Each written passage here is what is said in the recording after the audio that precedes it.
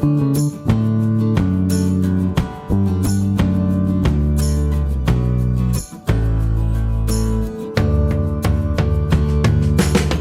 um prazer muito grande eu recebo para conversar comigo hoje, na nossa série de entrevistas e conversas do Muda Mundo Tamo Junto, uma professora de São José dos Pinhais, no Paraná, e olha só, gente, que legal, uma professora de bebês, a Ana Paula Rocha de Azevedo. Ana, obrigada por ter aceitado o convite, bem-vinda ao Muda Mundo. Obrigada, Cris. Eu estou muito agradecida, né, de poder estar conversando aqui com vocês e sabendo que outros professores também vão nos ouvir, né, outras pessoas estarão nos ouvindo, para a gente compartilhar os momentos das minhas práticas, né, que eu acredito que são feitas aí nesse Brasil todo. Uhum. Ana, antes da gente falar especificamente sobre, que eu estou muito curiosa, quero muito aprender contigo, eu sei que tu tem muita experiência com bebês, em um trabalho fantástico, coisas que a gente, os leigos, nem imaginam, né, que a gente pode desenvolver com os bebês. Antes disso, eu queria que tu contasse um pouquinho quem é a Ana Paula, assim, por que ela se tornou professora, como é que foi, como é que isso aconteceu na tua vida? Então, a Ana Paula, era uma menina que já brincava de escolinha em casa, né? Minha aluna na época, que assim a gente chamava, era minha irmã, a Luciana. Então, a gente estava sempre brincando.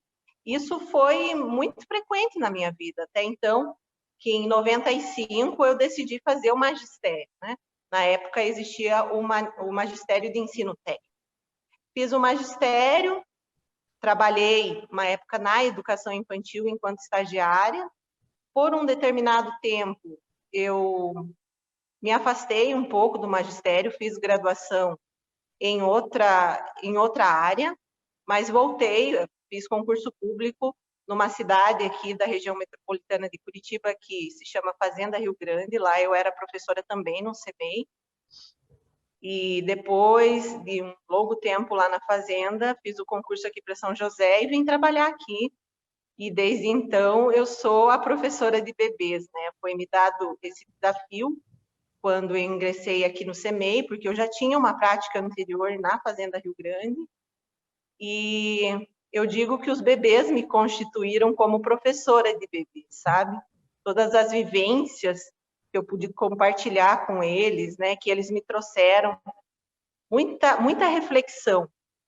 Como que a gente se constitui professora de bebês? Observando, né? A gente sabe que as crianças, enquanto bebezinhos, eles ainda não falam, mas existem várias formas de se expressar. E foram nesses olhares, nessas escutas, que eu desenvolvi a minha vontade de a cada dia mais estar investigando a respeito de teoria, a respeito do desenvolvimento de bebês, e assim eu continuo até hoje.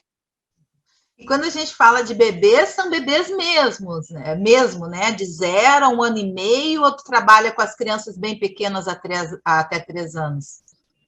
Quando a gente fala de bebês, exatamente, a gente fala de crianças de 0 a 1 ano e 6 meses, né? Bebês de verdade.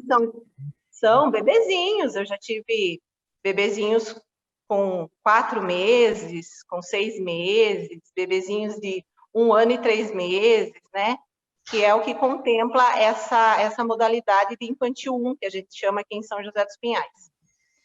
Ana, quando a gente fala de bebês e escola, normalmente a gente imagina um espaço do cuidado, que é muito importante, mas é um espaço que as mães e os pais têm que trabalhar, então eu vou deixar o meu bebê lá, que lá ele vai ter a papinha, ele vai dormir, eles vão trocar a fralda, de repente vão dar um banhinho nele, e quando eu voltar para casa, eu pego o meu bebê e ele foi bem cuidado.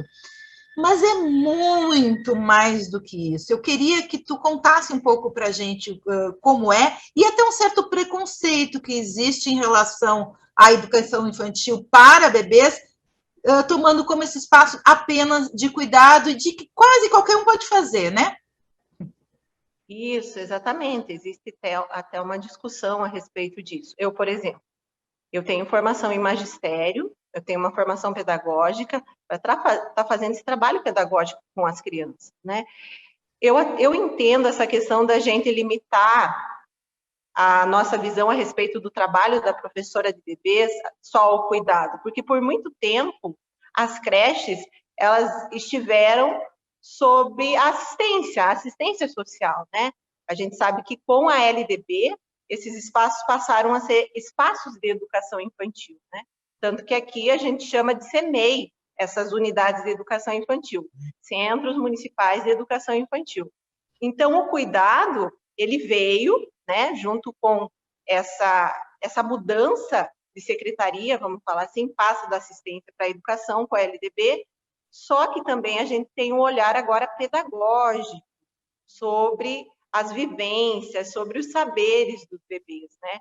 Então, hoje, os profissionais que trabalham com essa modalidade, não só de bebês, mas em toda a educação infantil, têm que ter esse olhar pedagógico, sim, porque a gente pensa num bebê como alguém que será um dia um adulto, mas não.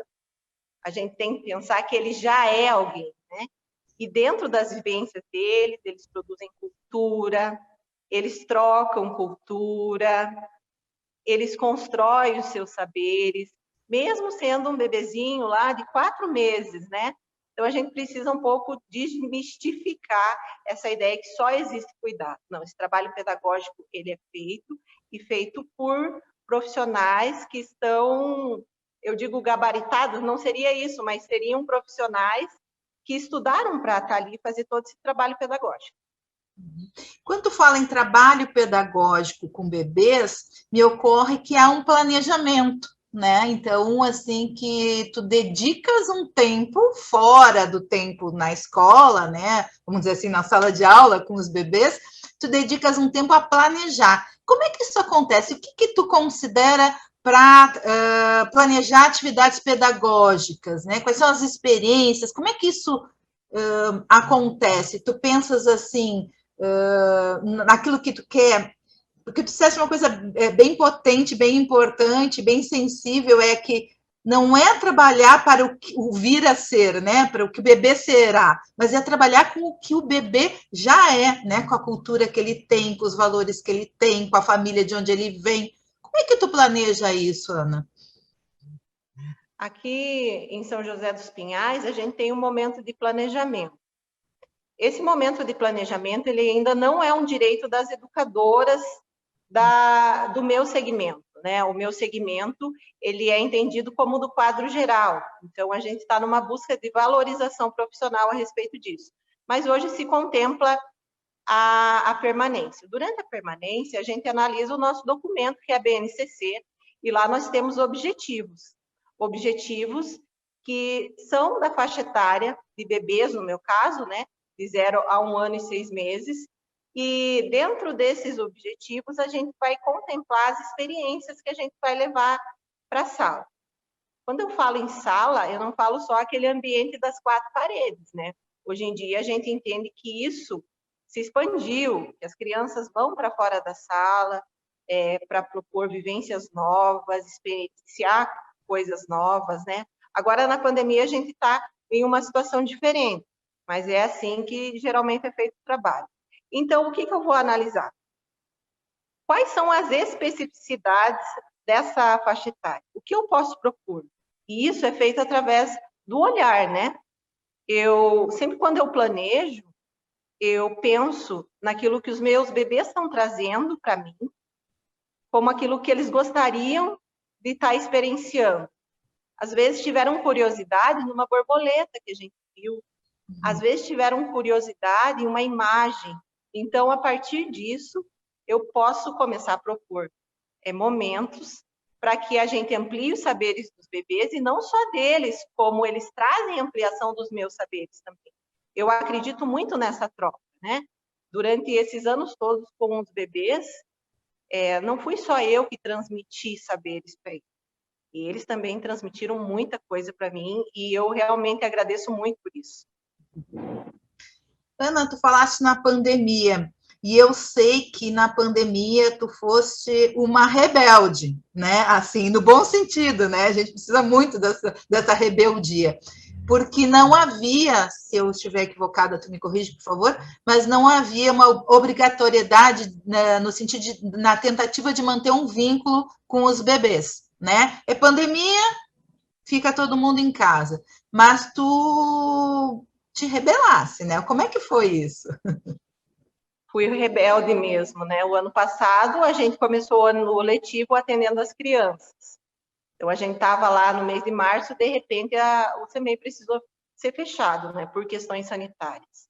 Como eu disse para você, eu não pertenço ao quadro do magistério ainda. A gente está em processo de valorização e reenquadramento do meu segmento de educadoras sociais. Então eu fui remanejada para assistência social, que são os 2 locais que os educadores sociais atuam aqui em São José.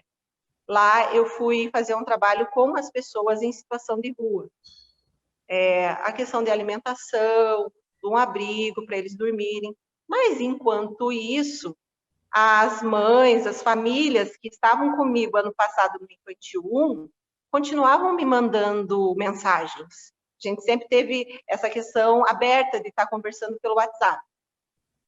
Mandavam imagens das crianças. Nossa, olha, começou a comer a papinha. E eu não estava participando disso. Antes eu participava de tudo isso. Era eu quem mandava para eles. Aqui do CMEI, mandava as fotos. Olha que legal, começou a comer determinado alimento. Olha só, engatinhou, olha só, andou. Agora estava sendo ao contrário. Eles mandando para mim. E sempre perguntando, Ana, você vai voltar, né? Você não vai ficar na assistência. Eu falei, gente, é só um momento, né? Eu preciso estar participando desse momento na assistência, mas eu vou voltar para a educação. Eu parei para pensar, Cris, eu não podia deixar assim, né? Eles estavam querendo a minha presença ainda, né? A gente tinha estabelecido um vínculo muito legal em um mês com essas famílias, né? Então, eu fiz uma proposição para eles da gente então se encontrar de uma forma online, porque era a forma que a gente poderia naquele momento. E eles toparam. A gente construiu um grupo de Facebook, a gente fez um grupo no WhatsApp, e lá a gente trocava todas essas vivências que agora estavam acontecendo em casa, que eles traziam para mim. Às vezes eu fazia a propositura de algum momento, alguma experiência importante para que eles estivessem envolvendo, conseguir a parceria de outros profissionais, como uma psicóloga, uma nutricionista. A gente falou a respeito do comportamento infantil, então foi um momento bem legal. A gente estava distante, mas não estava longe, assim, de coração, sabe? A gente continuava juntinho ali, fazendo essas trocas. Inicialmente, eu pensei num projeto de 2 meses. E, para minha felicidade, esse projeto foi até o fim do ano. Foram 6 meses de encontro. E eles gostaram muito, eu fiquei muito feliz. Tanto as crianças gostaram, embora sejam bebês, a gente via a felicidade deles fazendo esses momentos que eu ia propondo na contação de história. E também essa questão com as famílias, né? Que a gente se uniu ainda mais. Que elas se sentiram, com certeza, também apoiadas, né? Porque também é bem desafiador para as famílias, né? Essa pandemia. Aliás, é desafiador para todo mundo. E como está sendo agora, Ana? Vocês já retomaram o presencial? Como é que estão teus bebês agora? Por enquanto, nós estamos vindo para a unidade, né? As educadoras e as professoras, elas estão fazendo as propostas de momentos e encaminhando para as famílias. E essa semana, a gente começou a fazer um atendimento individualizado. Começou com a turma dos maiorzinhos, não é o retorno ainda, sabe, Cris? Não é o retorno do semipresencial. Mas a gente se propôs, então, a fortalecer ainda mais esse resgate dos vínculos. No dia 20 e no dia 21, vai ser o encontro com as minhas crianças. Eu não vejo a hora, assim, eu estou muito animada, as meninas que trabalham comigo também, e a maioria das famílias vai trazer as crianças aqui para a gente ficar um momento, em torno de 1 hora e meia, fazendo esse acolhimento das crianças. E vai ser muito legal. Quantos bebês tem normalmente na tua sala? E quantas pessoas tu tens contigo para fazer para trabalhar com essa Numa sala de bebês, são 18 bebês, com 3 profissionais, né? Uhum. E hoje eu estou numa sala de crianças maiores, né? Eles cresceram durante a pandemia. Então, são 2 profissionais com 20 crianças. Com 20 crianças. Ana, a gente está aprendendo, né? Eu digo a gente, eu e todo mundo que está te assistindo, tanto, né, contigo em relação a essas possibilidades pedagógicas, né, com os bebês e mais do que tudo com respeito, né, aos direitos que essa criança tem, né, de ser, né. Nesse sentido, tem uma questão que para mim é muito cara, muito importante e que eu tenho trazido muito aqui nas conversas, que é a educação para as relações étnico-raciais. Mas a maior parte das pessoas com quem eu converso sobre isso são professores, professoras, né, normalmente, mas professores também negros. E isso me inquieta muito porque eu acho não, eu tenho certeza que essa questão é uma questão fundamental, Ana. É uma questão que especialmente nós, né, pessoas brancas, temos que nos apropriar e temos sim uma responsabilidade enorme, né, de refletir sobre os nossos privilégios, sair da nossa zona de conforto, se rebelar contra, assim, de onde é que estão os negros, chegar num espaço onde eles não estão representados, dizer, ó, tem uma coisa errada aqui. Então, tem muita coisa, desde coisas muito simples no dia a dia, mas é mudar esse olhar, é se apropriar desse tema. E eu sei que, olha só que incrível, tu traz essa questão também para os teus bebês. Como é que tu faz isso? Aqui na educação infantil, a gente faz o seguinte trabalho. A gente não vai explicar para um bebê o que é racismo, o que é antirracismo. Então, a proposta é que a gente passe a trazer livros com protagonistas negros. No nosso canto de imagens, por exemplo, a gente não tem só a imagem de crianças brancas, a gente também tem imagens de crianças negras, de crianças indígenas. Precisamos também pensar nas nossas bonecas, né? Nós temos só bonecas brancas dentro das nossas salas? Não. Nós precisamos também ter bonecas negras, né? Para que as crianças, elas se identifiquem, né? Se identifiquem na princesa e no príncipe negro indígena, se identifiquem nas afirmações positivas em relação à população negra e indígena no nosso país. Então, o nosso movimento é esse, né? Eu venho desde 2018 já conversando com as meninas aqui, tenho compartilhado no grupo do CEMEI questões, reflexões a respeito da educação das relações étnico-raciais, e aqui no CEMEI todo mundo é muito parceiro, né? Então, agora a gente está fazendo muitas reflexões a respeito e sobre as nossas práticas, como que elas serão com o retorno das crianças, né? Sempre trazendo literatura, imagens positivas, e é nesse sentido que a gente vai construindo uma educação antirracista desde a educação infantil, porque é importante, desde a educação infantil, a gente está trazendo a temática, né? E eu estou muito feliz que aqui todo mundo abraçou a causa e a gente vai ter uma continuidade. Isso é bem importante ter essa parceria, né? Porque eu também ouço, às vezes, professores que fazem um movimento muito solitário, né? E com muito questionamento, às vezes até questionamento das famílias, por incrível que pareça. Mas que bom, né? Fico feliz em ouvir que tu tem essa colaboração, tem esse apoio e consegue, porque é um direito das crianças, né? Das crianças negras, brancas, indígenas, de todas elas, né? É um direito à diversidade, né? A diversidade é vida, né? Na verdade, assim, se a gente fala em diversidade, a gente está falando da vida, a gente está falando em humanizar as relações e mudar um pouco, recontar essa história, né, Ana? Que para nós isso foi roubado, né? A gente não teve essa diversidade presente na escola, no dia a dia, a gente teve que construir isso ao longo do tempo. Que bom, né, que as escolas infantis, como a tua, já começam com esse trabalho desde cedo. Ana, fala um pouquinho da tua militância, que ela está presente. Até tem uma amiga, a gente tem uma amiga em comum que me disse: a Ana Paula, ela é uma militante. E conversando contigo agora, eu ouço, né, esse teu trabalho no sentido de valorizar o que vocês chamam de educador social, que é o professor, né? É o professor de bebês, né? Para que ele seja reconhecido, para que ele migre da assistência social para o quadro de professores, para a Secretaria de Educação. Conta um pouquinho como é que tem sido essa militância, quais são os desafios e que apoios com quem tu conta para essa luta. Esse realmente é um desafio, sabe? Porque a gente está nessa luta desde 2004, mais ou menos, né? Nos espaços da educação, nos CMEs principalmente, a gente tem os professores, as atendentes e os educadores sociais. Então, esse segmento no qual eu pertenço, de educadores sociais e atendentes, ele é entendido como um segmento do quadro geral. Enquanto as professoras que trabalham conosco no ICMEIs, elas são do quadro de magistério, a gente está no quadro geral. Então, os direitos do magistério ainda não são nossos. Como eu falei para você, eu faço permanência, mas ainda não é um direito meu. Se eu estivesse no quadro de magistério, seria um direito, né?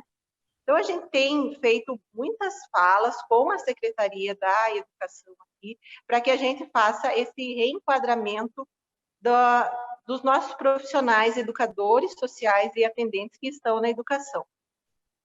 Como eu falei, existem atendentes e educadores que estão na assistência e outros na educação, né? Então, como a gente faz esse trabalho pedagógico, nós entendemos que nós temos que ter esse direito real reconhecido como profissionais do magistério, porque o nosso trabalho é igual ao de um professor. Tanto é que, por um determinado momento, em gestões anteriores, eles chegaram a questionar a nossa formação, questionando que a gente só tinha formação em magistério de nível técnico, aquele do ensino médio que tinha antes, né? A gente foi fazer uma pesquisa e cerca de 90% de educadores sociais e atendentes têm formação em pedagogia ou normal superior, né? Então, a gente está super habilitado para fazer esse reenquadramento no magistério. Pense, a nossa média é maior que a brasileira, é maior que a paranaense. Então, os nossos profissionais geralmente realmente são qualificados, né? Mas é uma luta, assim, que às vezes ela desgasta, porque às vezes o nosso trabalho não é reconhecido, né? Porque a gente vem de gestões anteriores que não reconheceram e, inclusive, invibilizaram o nosso trabalho. Por muito tempo, se falou da educação infantil sem se falar de educadores e atendentes aqui no município. Não se dava formação para esses profissionais. Veja que ponto chegamos, né? Nos foi tirado muito direitos. Já que vocês não são do quadro de magistério, a gente vai tirar, inclusive a permanência, por algum tempo a gente não teve, né? A questão do livro de chamada foi retirado. Então, ao invés de a gente crescer, em algumas gestões, o nosso trabalho ficou invisibilizado. Mas agora eu acredito que a partir desse ano, a gente já conseguiu ter essa amplitude da nossa conversa enquanto sindicato, né? Porque eu participo de uma comissão no sindicato e quero acreditar que a nossa pauta de valorização vai para frente. E esse é um movimento claro de valorização do profissional, da atividade profissional, de reconhecimento da importância da educação, né, e das pessoas envolvidas na educação infantil, nessa faixa etária, mas também é um movimento que sinaliza para a sociedade em geral a gente ter esse outro olhar, né, Ana Paula? Esse outro olhar sobre esse bebê, né? Eu acho muito lindo quando tu diz o quanto tu aprendeste com eles, né? Então, os bebês estão nos ensinando o tempo inteiro, né? E eles carregam cultura, eles trazem valores, e isso tem que ser respeitado. Ana, para a gente encerrar, se tivesse que dar um recado até, né, um recado assim para a sociedade, para os pais, para os teus colegas professores, o que tu diria? Qual seria a tua mensagem final? Eu ia fazer um pedido, né? Para que a gente desemparedasse as nossas crianças, os nossos bebês, né? A gente limita muito eles, aquela sala quadrada, emparedada, cimentada, mas as vivências dos bebês, elas são maiores que uma sala de aula. Muito maiores. Hoje a gente nem usa esse termo sala de aula mais na educação infantil, né? Mas para que a gente entenda essa dimensão, eu estou usando agora o termo aqui. Eles são muito maiores que isso. As vivências dos bebês, elas extrapolam qualquer quadrado dentro de uma instituição. eles precisam estar experienciando lá fora, com barro, com água, eles precisam ter liberdade para manifestar as culturas deles. E é assim, quando a gente tem esse olhar pelo bebê, pela criança bem pequena e pela criança pequena, a gente também traz essas vivências para a gente, né? Porque eu não sou a detentora do saber, eu não vou lá para ensinar bebês. Eu estou com os bebês porque a gente compartilha saberes com eles. Então, é esse pedido que eu faço. Vamos dar potência aos nossos bebês, vamos dar potência às nossas crianças, porque, como eu disse no começo, eles não vão ser alguém no futuro, eles já são. E eles precisam desse olhar e desse acolhimento dos profissionais. Ai, Ana, que lindo. Muito obrigada. Libertem os bebês, gente. Ana, Sim, muito eles precisam. obrigada. Eu espero que a gente tenha a oportunidade de fazer outras conversas, né?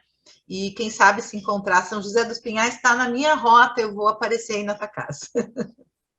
Já está convidada, né? A gente vai ficar muito feliz de você conhecer. Conhece a minha casa, conhece o espaço que eu trabalho, porque aqui realmente é muito bom. E eu te digo uma coisa, só acontece porque as diretoras que trabalham comigo e a pedagoga, elas acreditam nesse trabalho também. Não existe um profissional da educação sem apoio da direção. E aqui o apoio nesse CEMEI, no CEMEI Maris Canhoto Fridolin, ele é muito grande. Eu sou muito grata porque elas acreditam no trabalho que a gente faz aqui. Que bacana, é um trabalho coletivo, né? Que bom. Ana, obrigada, um beijo, meu amor.